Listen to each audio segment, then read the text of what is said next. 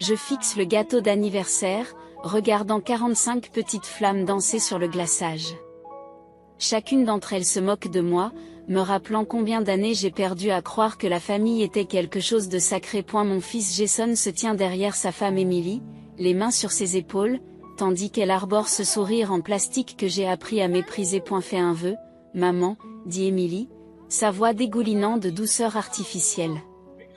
Je ferme les yeux, non pas parce que je crois encore aux vœux, mais parce que j'ai besoin d'un moment pour me ressaisir. Et la pièce me semble plus petite que ce matin, comme si les murs de ma propre maison se refermaient sur moi. Viens, maman, m'exhorte Jason.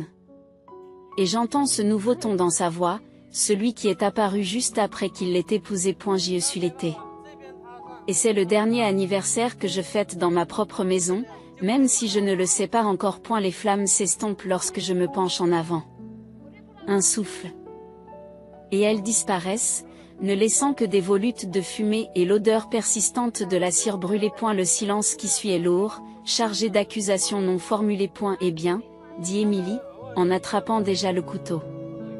Coupons-le, voulez-vous? Je peux couper mon propre gâteau, dis-je en tendant le couteau. Nos doigts se frôlent et elle recule comme si elle avait été brûlée. J'essaie seulement d'aider Summer. Tu rends toujours les choses si difficiles. C'est le cas? Je pose le couteau plus fort que nécessaire. Comme quand j'ai aidé pour le mariage? Ou quand j'ai surveillé Lily tous les week-ends pendant que vous vous trouviez pendant cette retraite spirituelle? Jason s'avance. Maman, s'il te plaît, pas aujourd'hui. Quand donc, Jason? Quand est-ce que je pourrai parler dans ma propre maison? Le visage d'Emily se durcit. C'est à propos de ça. Elle jette un coup d'œil à Jason, qui trouve soudain le sol fascinant. Nous voulions te parler. Le gâteau est oublié entre nous. Son glaçage blanc parfait commence à s'affaisser dans la chaleur de l'après-midi. Lily, ma petite fille, est mal à l'aise sur sa chaise, son téléphone oublié sur ses genoux. Nous pensons qu'il est temps de changer, poursuit Emily. Cet arrangement ne fonctionne plus. Arrangement? Le mot a un goût amer.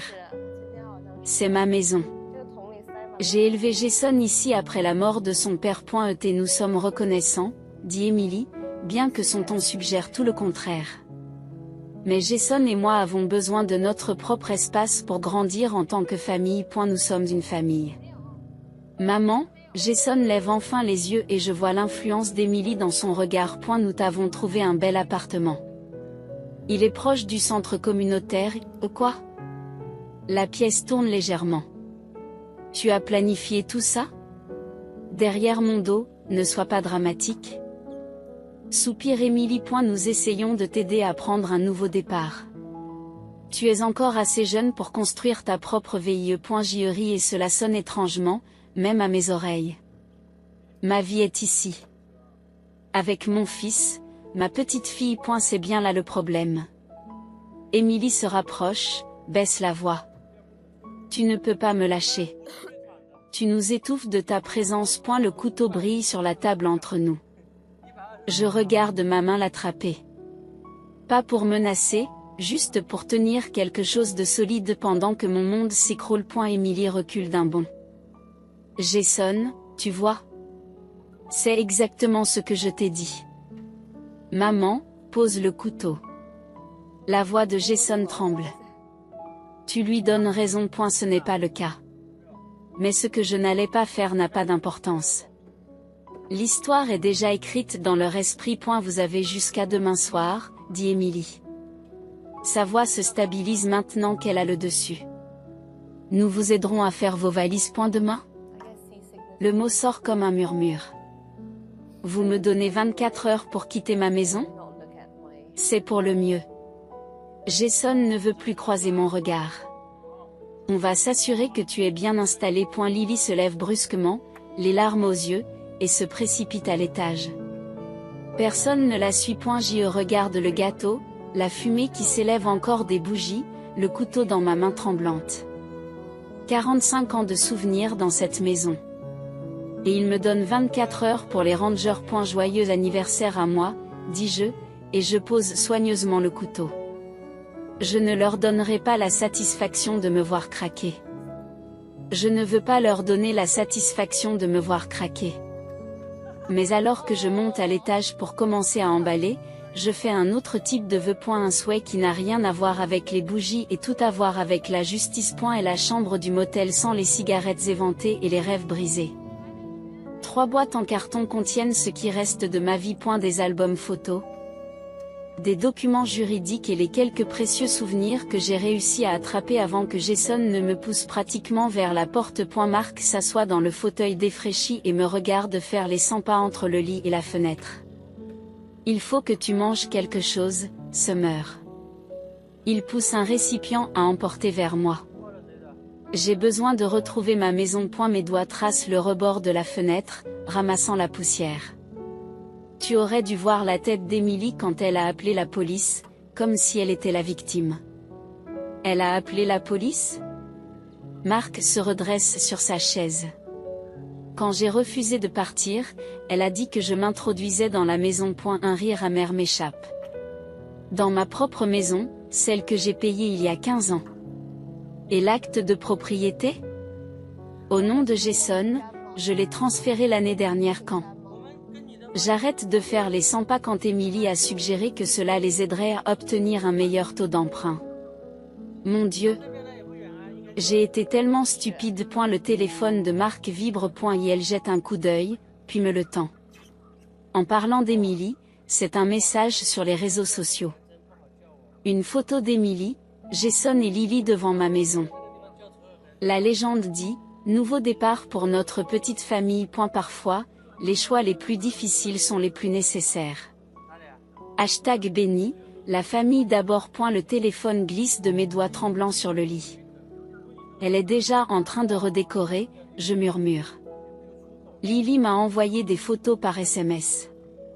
Ils sont en train de peindre les marques de hauteur sur le cadre de la porte de la cuisine. 22 ans de mesure de Jason, disparu sous une couche de coucher de soleil marocain, ou quel que soit le nom qu'Emily lui donne.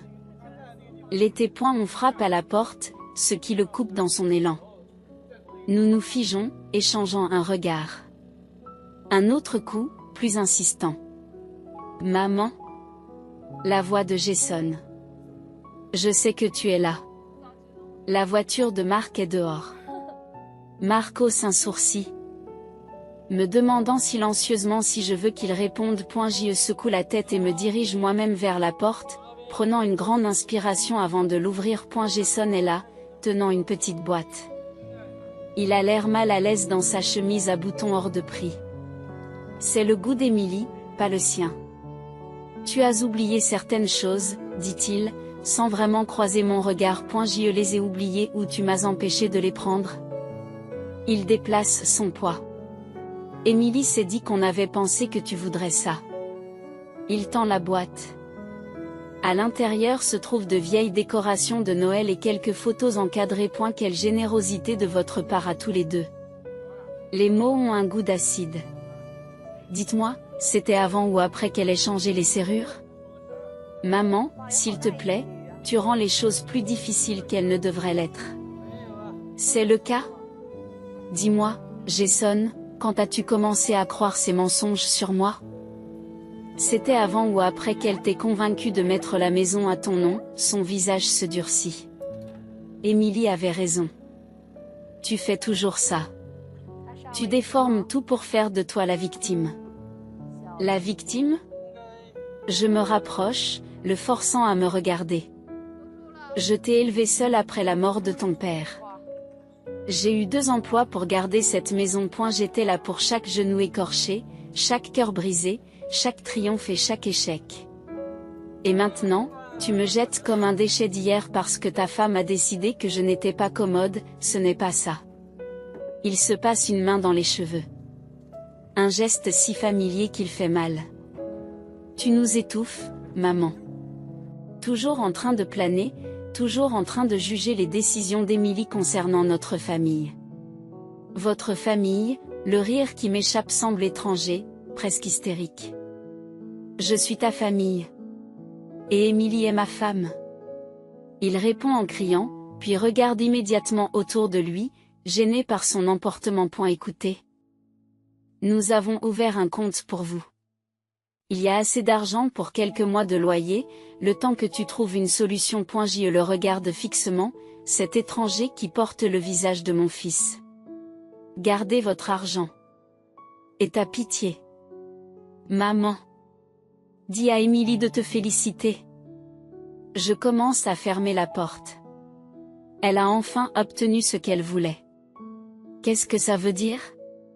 Demande-lui pour Richard. Ce nom le fait tressaillir. Demandez-lui ce qui est arrivé à la mère de son dernier mari. Ou mieux encore, ne le faites pas. L'ignorance semble te convenir à merveille. Je referme la porte sur son visage confus et mi-ados. J'écoute ses pas s'éloigner. Lorsque je me retourne, Marc me regarde avec un mélange d'inquiétude et d'admiration. Richard, demande-t-il. L'ex-mari d'Émilie. Je m'approche de la fenêtre et regarde la voiture de Jason s'éloigner. J'ai fait quelques recherches hier soir. Il s'avère que je ne suis pas la première belle-mère qu'elle déplace. Juste la dernière d'une série. Summer, la voix de Marc porte un avertissement. Qu'est-ce que tu prépares? Je touche la vitre, froide et solide sous mes doigts. J'ai l'intention de montrer à mon fils qui il a épousé. Et cette fois, je ne joue pas les gentilles. Le café est trop lumineux, trop normal pour la conversation que nous allons avoir. Derek, le frère d'Émilie, est assis en face de moi, ses doigts tambourinant contre sa tasse. Marc a organisé cette rencontre, en faisant appel à des faveurs dont je ne soupçonnais pas l'existence. Émilie ne sait pas que je suis ici. Dit Derek, sa voix dépassant à peine un murmure. Si elle le découvre, elle ne le fera pas. Je me penche en avant. Mais je dois comprendre ce qui s'est passé avec Richard. Les doigts de Derek cessent de tambouriner. Richard était une erreur, comme les autres. Les autres? Il jette un coup d'œil autour du café, paranoïaque. Émilie a un modèle. Elle trouve des hommes qui ont des liens familiaux étroits. Surtout avec leur mère. Les familles fortes la fascinent parce que nous n'en avons jamais eu. Un garçon de café fait tomber une tasse quelque part derrière nous et Derek sursaute. Je remarque le léger tremblement de ses mains, les cernes sous ses yeux. Je me rends compte que tu as peur d'elle. Tu ne sais pas de quoi elle est capable. Et elle sort son téléphone et fait défiler des photos. La mère de Richard, Margaret, avant Émilie. Il me montre une photo d'une femme dynamique d'une 60aine d'années, entourée de sa famille. Et après, la photo suivante montre la même femme, mais diminuée d'une certaine manière. Isolée, brisée. Émilie a convaincu Richard que Margaret le manipulait, qu'elle essayait de contrôler leur mariage. Cela vous rappelle quelque chose? Le rire de Derek est creux. Un an plus tard, Margaret était dans une maison de retraite. Richard pensait que c'était son idée. Mon café devient amer dans ma bouche. Et Richard a tout perdu dans le divorce. Émilie avait déjà transféré la plupart de leurs biens. Derek avale difficilement. Et elle n'a pas survécu à l'hiver. Ils ont parlé d'accident. Le café semble soudain manquer d'air. Tu veux dire que je ne dis rien? La voix de Derek s'aiguise. Je te dis juste ce qui s'est passé, ce qui se passe toujours. Un message s'allume sur mon téléphone. C'est de Lily. Grand-mère, quelque chose ne va pas. Maman a trouvé tes vieilles lettres à papa. Elle les brûle dans le jardin. Mes mains commencent à trembler. Ces lettres, écrites au père de Jason avant sa mort, étaient tout ce qui me restait de lui. Excusez-moi, ai-je réussi à dire. Je me suis levée si vite que ma chaise a raclé le sol. Derek m'attrape le poignet. Attends, il y a autre chose que tu dois savoir. Mes lettres. Émilie est enceinte. Les mots me frappent comme un coup physique. Je m'enfonce dans mon fauteuil. Elle l'a annoncé à la famille hier soir. Derek ne veut pas croiser mon regard. Elle s'en sert pour consolider sa position. Jason est fou de joie. Elle a 40 ans, je murmure. Elle a dit à Jason qu'elle ne pouvait plus avoir d'enfants. C'est pourquoi ils n'ont jamais. Émilie sait toujours ce dont elle a besoin pour survivre. Derek me regarde enfin. Le bébé lui donnera le contrôle total. Tu ne récupéreras jamais Jason maintenant. Un autre message de Lily. Maman dit des choses bizarres sur toi. Sur le fait que tu as essayé d'empoisonner sa relation avec papa depuis le début. Elle a des preuves. Des preuves, dis-je à voix haute. L'expression de Derek change. Oh mon Dieu, le journal. Quel journal? Emily tient un journal des preuves. Des choses qu'elle déforme et manipule. Des conversations sorties de leur contexte. Des moments innocents transformés en menaces. Elle fait ça depuis des années. Mon téléphone sonne à nouveau. Cette fois, c'est de Jason. Comment as-tu pu, maman? Emily m'a tout montré. Ne nous recontactez plus. Les murs du café commencent à se refermer. Derek tend la main à travers la table, sa voix est pressante. Écoute-moi. Tu ne peux pas la combattre directement. Elle t'a déjà positionné comme le méchant. La femme enceinte contre la belle-mère jalouse. Qui pensez-vous que les gens croiront? Alors qu'est-ce que je suis censé faire? La regarder détruire tout ce qui me reste? Non. Derek sort une clé USB. Il la fait glisser sur la table. Tu es censé être plus intelligent que Margaret ne l'était. Que Richard l'était. Que je ne l'étais. Qu'est-ce qu'il y a dessus? Tout. Les dossiers financiers. Les dossiers médicaux. La vérité sur ce qui est arrivé à Richard. Il se lève. Mais attention. Emily a des amis dans des endroits étranges. Si elle vous soupçonne d'avoir ceci, pourquoi m'aidez-vous? Derek fait une pause. Pendant un instant, je vois le poids d'années de culpabilité dans ses yeux.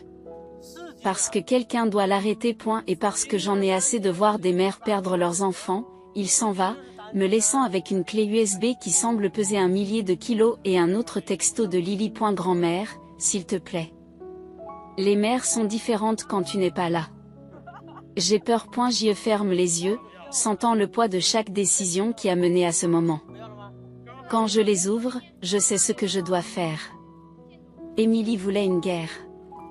Maintenant, elle va en avoir une. Et la clé USB est posée sur la table de la cuisine de Marc comme un pistolet chargé. Mon ordinateur portable ronronne pendant qu'il copie les dossiers financiers de Richard. Chaque fichier est une balle qui vise la vie soigneusement construite d'Emily. Tu dépasses les bornes, dit Marc en se resservant du vin. Une fois que tu as commencé, tu ne peux plus revenir en arrière. J'y fais défiler un autre document, mes doigts tremblent légèrement. Emily a dépassé les bornes en brûlant ses lettres. Summer, regarde ça. Je tourne l'écran vers lui. 3 mois avant l'accident de Richard, Emily a presque tout transféré sur des comptes offshore. Le timing. Un coup frappé à la porte nous fiche tous les deux. Marc s'apprête à répondre, mais je l'attrape par le bras. Par la fenêtre, j'aperçois le visage de Lily, pâle et baigné de larmes. Jésus, murmure Marc en ouvrant la porte. Lily, que s'est-il passé? Elle fait irruption, regardant par-dessus son épaule comme si elle était poursuivie.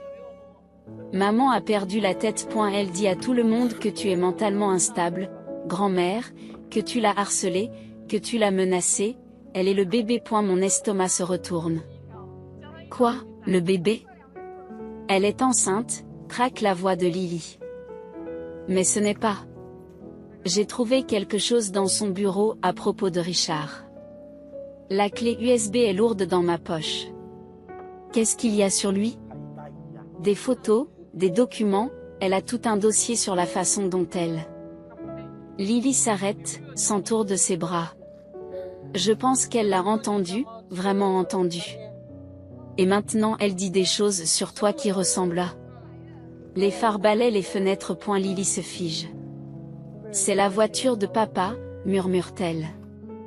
Je ne leur ai pas dit que je venais ici. Marc s'empresse d'attraper mon ordinateur portable. La porte de derrière, maintenant. Nous nous glissons dans l'obscurité du jardin.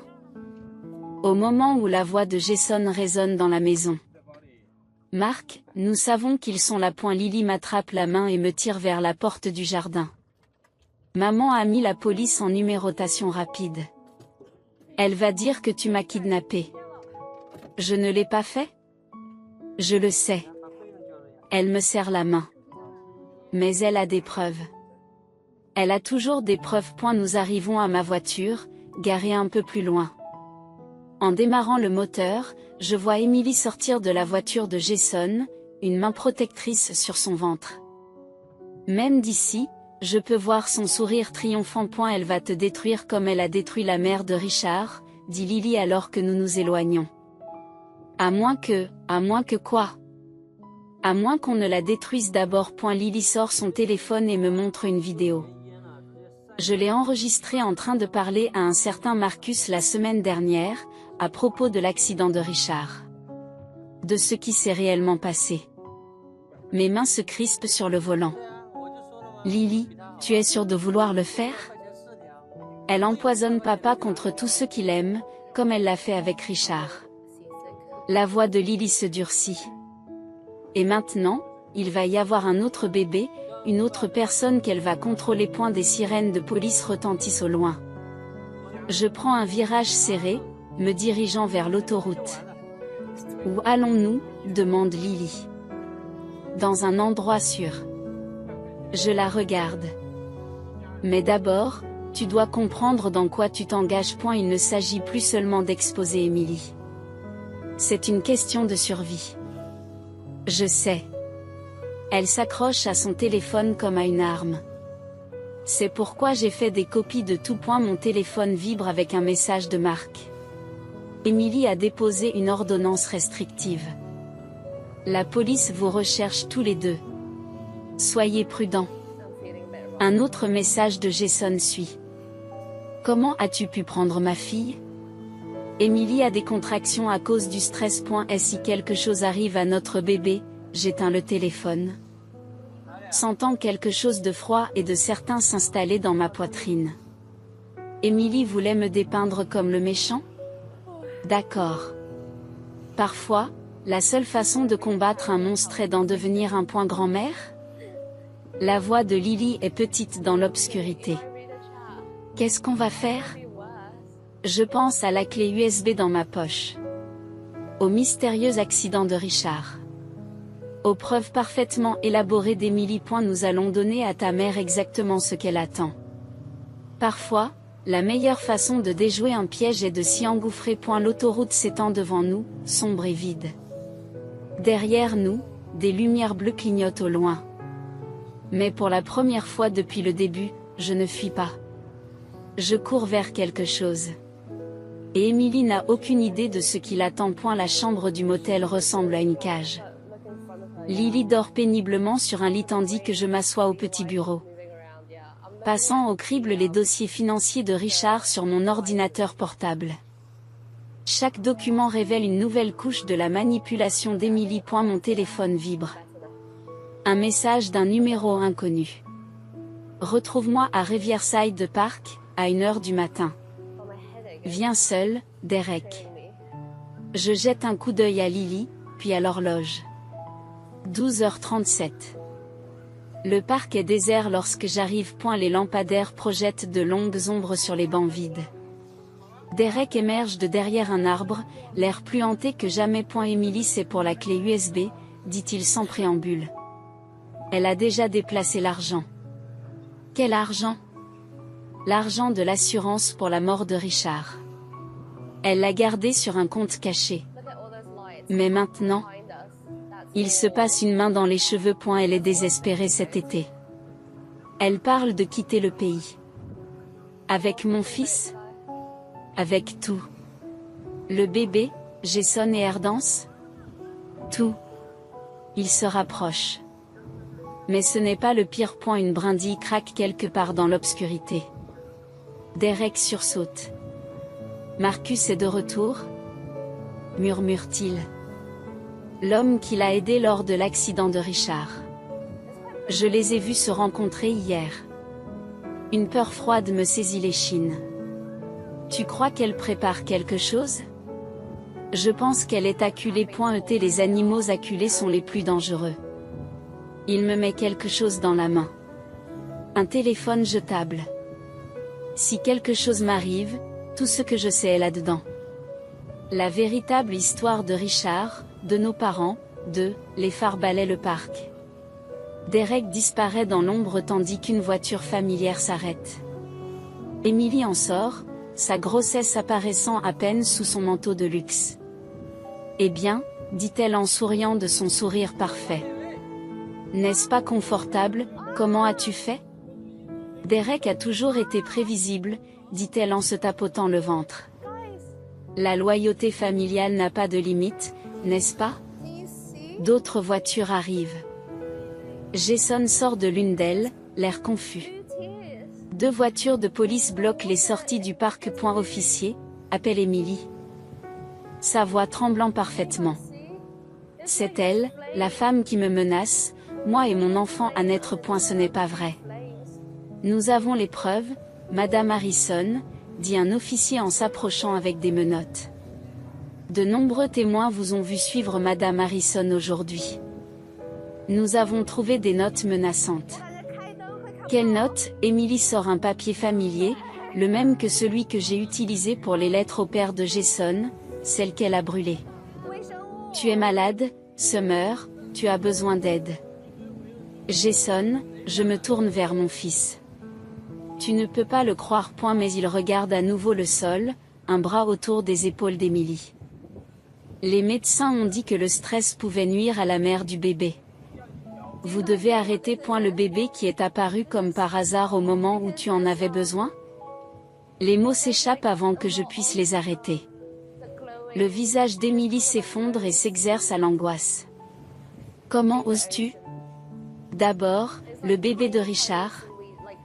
Maintenant le mien. Que as-tu dit à propos du bébé de Richard? Quelque chose s'éclaire sur le visage d'Emily. Une peur réelle rapidement masquée. Officier, s'il vous plaît, je ne me sens pas en sécurité. Alors qu'il s'approche avec les menottes, je prends une décision. J'attrape mon téléphone, prête à envoyer tout ce qu'il y a sur cette clé USB à tous les contacts que j'ai. Emily voit le mouvement. Elle a une arme. Tout se passe en même temps. Les officiers s'élancent vers l'avant. Jason crie. Emily sourit. Et dans cette fraction de seconde, je vois tout. Comment elle a parfaitement orchestré ce moment. Elle a complètement retourné mon propre fils contre moi. Mais elle a oublié une chose. Maman. La voix de Lily résonne dans le parc. Elle s'avance dans la lumière, brandissant son téléphone. J'ai tout reçu. Toute la conversation, y compris ce que tu viens de dire à propos du bébé de Richard. Le masque d'Emily tombe. Pendant un instant, je la vois telle qu'elle est. La prédatrice calculatrice sous la façade de l'épouse parfaite. Lily, dit-elle en me tendant la main. Chérie, tu ne comprends pas. Je comprends tout. La voix de Lily tremble, mais reste ferme. Et la police aussi. Une fois qu'ils auront vu ce qu'il y a vraiment sur cette clé USB. Celle que Derek t'a donnée ce soir n'était pas la seule copie. Le parc devient silencieux, à l'exception du doux ronronnement des radios de la police. La main d'Emily se pose sur son estomac.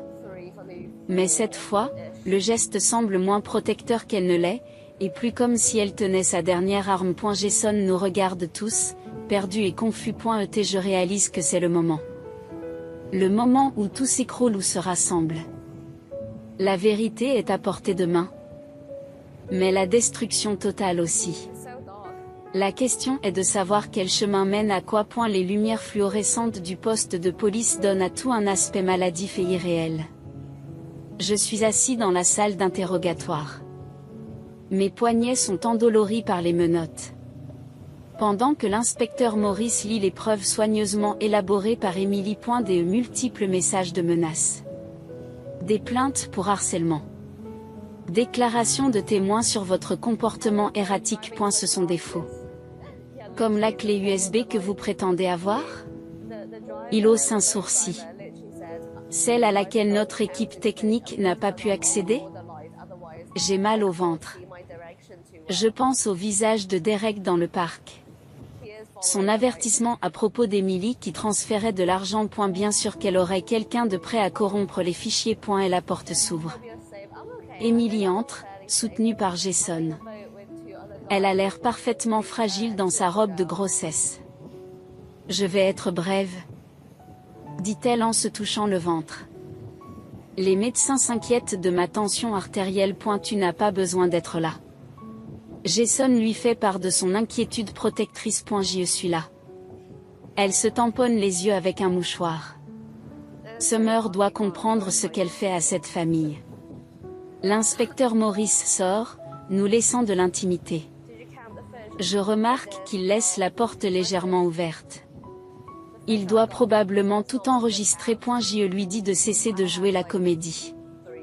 Nous savons tous les deux que tu n'es pas vraiment enceinte. Le visage d'Emily s'effondre. Jason, tu entends comme elle essaie toujours de nous faire du mal? Même maintenant, maman, arrête. La voix de Jason est dure.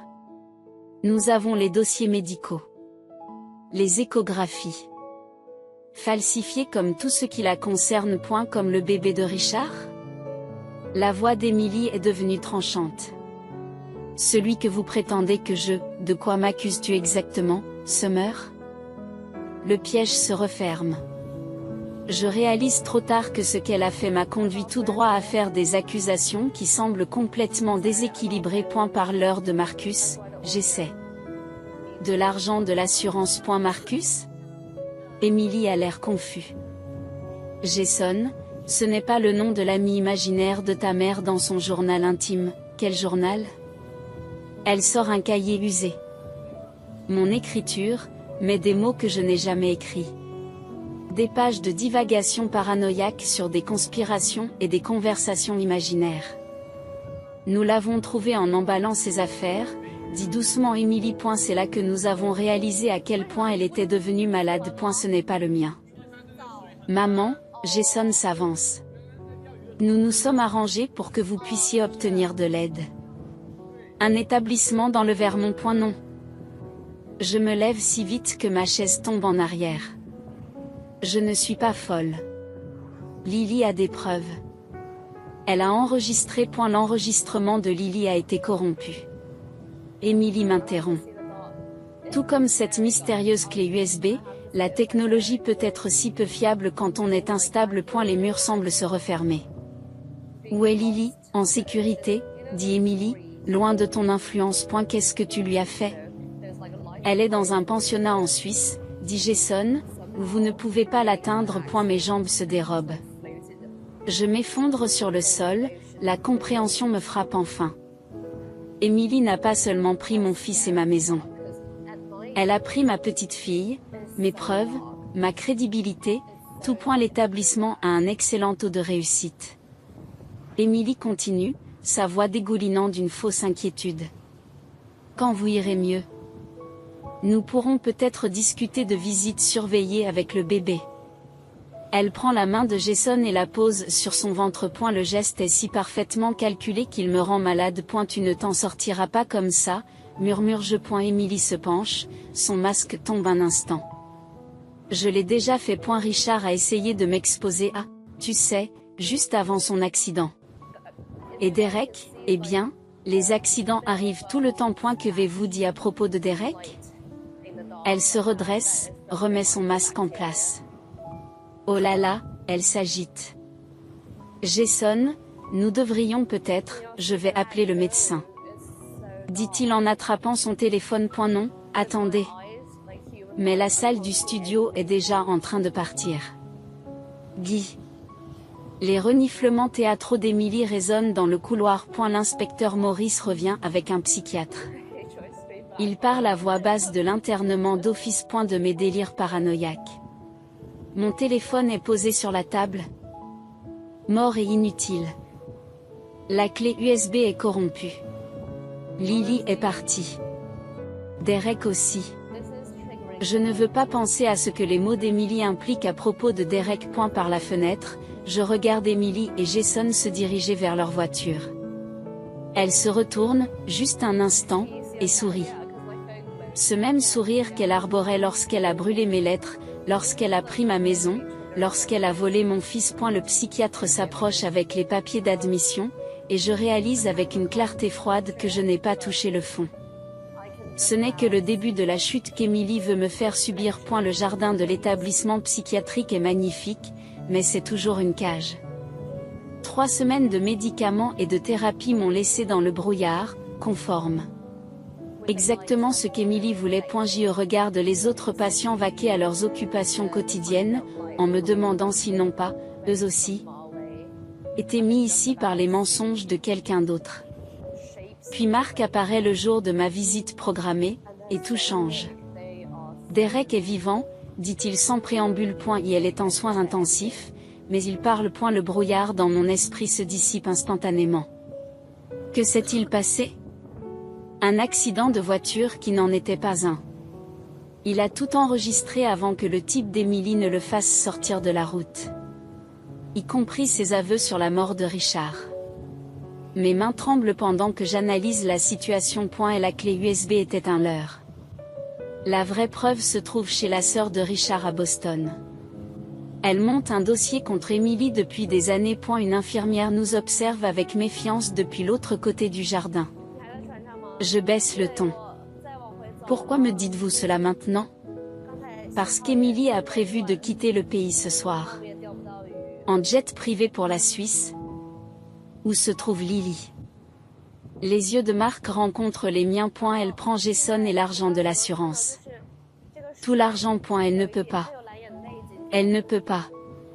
À moins que... À moins que quoi? Marc me glisse un téléphone et une carte magnétique. À moins que vous ne cessiez de jouer selon ces règles. Les heures qui suivent se confondent. Une alarme incendie. Confusion dans les couloirs. D'une manière ou d'une autre, je me retrouve dans la voiture de Marc, fonçant vers l'aérodrome privé où le plan d'évasion d'Émilie est déjà en marche. Nous arrivons pour voir Émilie diriger des déménageurs qui chargent un jet privé. Jason l'aide, l'air perdu et fatigué. Il n'y a plus aucun signe de son ventre de grossesse. Pas besoin de maintenir ce mensonge alors qu'elle est sur le point de disparaître. Bonjour, Émilie. Elle se retourne, son masque parfait s'efface un instant. Comment avez-vous, Jason, appelé la sécurité? Avant que vous ne fassiez cela? Je tiens mon téléphone. Vous voudrez peut-être entendre ce que votre frère a à dire. Et la voix enregistrée de Derek remplit l'air. Émilie a tout arrangé. L'accident de Richard, la fraude à l'assurance, tout ça. Elle a déjà fait ça avant, et elle le fera encore. Mensonge. S'emporte Émilie. Mais Jason s'est arrêté de bouger, il écoute vraiment pour la première fois. Le bébé était aussi un mensonge, je continue. Tout comme c'était le cas avec Richard. Tout comme tout ce qui te concerne est un mensonge. Jason. La voix d'Émilie devient sucrée. Ta mère est manifestement en train de faire une nouvelle crise. Nous devrions quoi? Je me rapproche. Me faire interner? Mettre en scène un autre accident? Combien de personnes as-tu détruites, Émilie? Je ne sais pas de quoi vous parlez. Mais ses yeux se dirigent vers le jet. La sœur de Richard vous envoie ses salutations. Elle est très intéressée par la réouverture de l'enquête sur la mort de son frère. Le masque d'Émilie se fissure complètement. Espèce de femme stupide. Tu n'as aucune idée de ce que tu fais. Jason, monte dans l'avion. Jason, je dis doucement. Vérifie son téléphone. Cherche des messages de Marcus sur l'accident de Derek. Elle ne t'avise pas de le faire. Émilie s'élance vers Jason, mais il a déjà pris son téléphone et le lit avec une horreur grandissante. Maman. Sa voix semble soudainement jeune. Qu'est-ce que c'est que tout ça? Oh, pour l'amour de Dieu! Émilie grogne, abandonnant toute prétention. Très bien. Tu veux la vérité? Richard était faible. Sa mère s'en mêlait. Tout comme ta précieuse maman ici. Parfois les gens ont besoin d'être éloignés. Comme Derek. Le visage de Jason est devenu pâle. Derek aurait dû se taire. Tout comme tu aurais dû me faire confiance au lieu de fouiller dans des choses qui ne te concernent pas. Des sirènes de police retentissent au loin. Le visage d'Emily se contorsionne de rage. Elle plonge la main dans son sac à main et tout s'emballe. Un pistolet apparaît dans sa main. Jason crie. Je bouge sans réfléchir. Des décennies d'instinct maternel me poussent vers l'avant. Le coup de feu retentit sur le terrain d'aviation. J'ai mal à l'épaule, mais je continue à bouger. L'arme d'Emily s'éloigne au fur et à mesure que nous nous battons. Toute la rage, toute la douleur des derniers mois, se déverse au fur et à mesure que nous nous battons. Je ne te laisserai pas blesser quelqu'un d'autre, allais-je. Emily rit, à gorge déployée et brisée. Tu ne comprends toujours pas, n'est-ce pas? Je gagne toujours. Toujours. Pas cette fois. La police envahit l'aérodrome. Jason crie quelque chose. Emily essaie de s'écarter pour attraper son arme tombée au sol, mais je tiens bon. Même si ma vision se brouille à cause de la perte de sang, je tiens bon. Parce qu'il ne s'agit plus de gagner. Il s'agit d'arrêter le cycle, de protéger ce qui reste de ma famille. Même si cela me coûte tout. Et la dernière chose que je vois avant de perdre conscience, c'est le visage de Jason. Des larmes coulent sur ses joues alors qu'il voit enfin, la vérité. Et la chambre d'hôpital est silencieuse, à l'exception du bip régulier des moniteurs. Mon épaule me fait mal, mais ce n'est rien comparé au poids de l'enveloppe de manille sur mes genoux. À l'intérieur se trouvent les aveux complets d'Emily, obtenus au cours d'heures d'interrogatoire par la police. Chaque manipulation, chaque crime, chaque tragédie soigneusement orchestrée. Jason est assis dans le fauteuil du visiteur et regarde ses mains. Nous n'avons pas parlé depuis l'aérodrome, depuis qu'il a vu sa femme essayer de tuer sa mère. Le silence entre nous est comme une autre blessure qui ne guérit pas. Le vol de Lily atterrit ce soir, dit-il enfin. Mark vient la chercher à l'aéroport. Je hoche la tête, incapable de trouver des mots qui n'aient pas un goût de cendre. Tu le savais? Sa voix se brise. Quand vous avez donné l'acte de propriété à Emily l'année dernière, saviez-vous qu'elle préparait cela? Je savais que quelque chose n'allait pas. L'enveloppe se froisse sous mes doigts. Mais je voulais que tu sois heureux, que tu aies la famille que tu mérites, la famille que je mérite. Elle rit, creux et brisé. Je l'ai aidé à tout détruire. J'ai cru à ses mensonges sur toi, sur Derek, sur... Il s'arrête, déglutissant difficilement. Je ne peux pas réparer ça, n'est-ce pas, avant que je puisse répondre? Derek apparaît dans l'embrasure de la porte, s'appuyant lourdement sur une canne. Ses blessures dues à l'accident sont encore visibles, mais ses yeux sont clairs. Il met Emily en sécurité maximale, dit-il. Elle a essayé de soudoyer un garde. Jason tressaille à l'évocation du nom de sa femme. Je le regarde lutter contre le poids de tout ce qu'il a appris.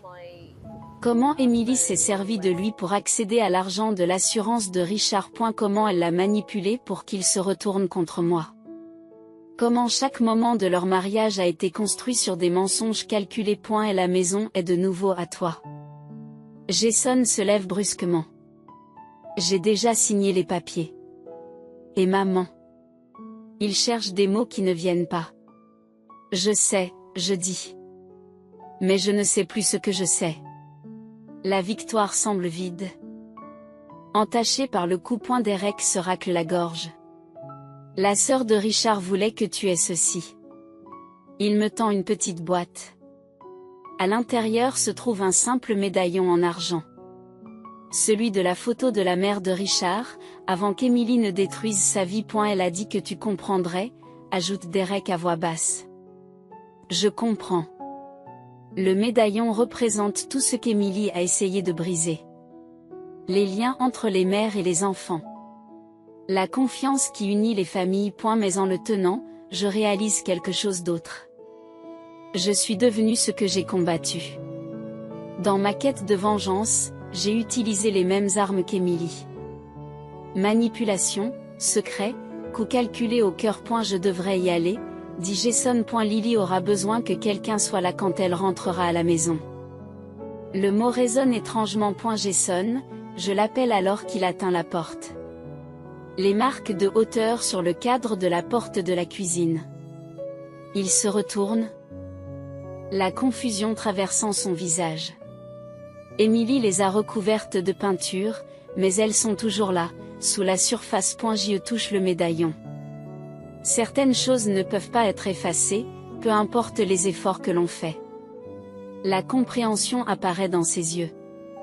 Il hoche la tête une fois, brusquement, et disparaît dans le couloir. Derek s'installe dans le fauteuil vacant. Émilie a demandé à vous voir. Non, elle dit qu'elle a d'autres secrets à partager. À propos de Jason, à propos de « je m'en fiche ». Je referme le médaillon d'un coup sec. Ces secrets peuvent mourir avec elle. Elle m'étudie pendant un long moment. Tu as gagné, Summer. Elle va aller en prison. La vérité est sortie.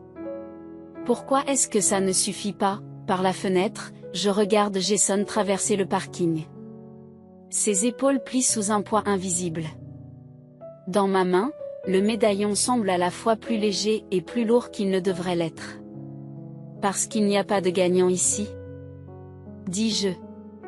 Il n'y a que des survivants. Le moniteur continue de biper, marquant le temps dans un monde qui semble altéré en permanence.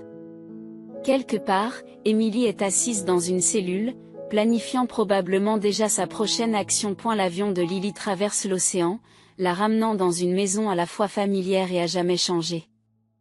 Et moi, je suis assis ici, tenant le médaillon d'une femme morte, me demandant si la vengeance et la justice ont toujours été la même chose. Et la vérité n'a libéré personne. Elle nous a juste donné des chaînes différentes à porter.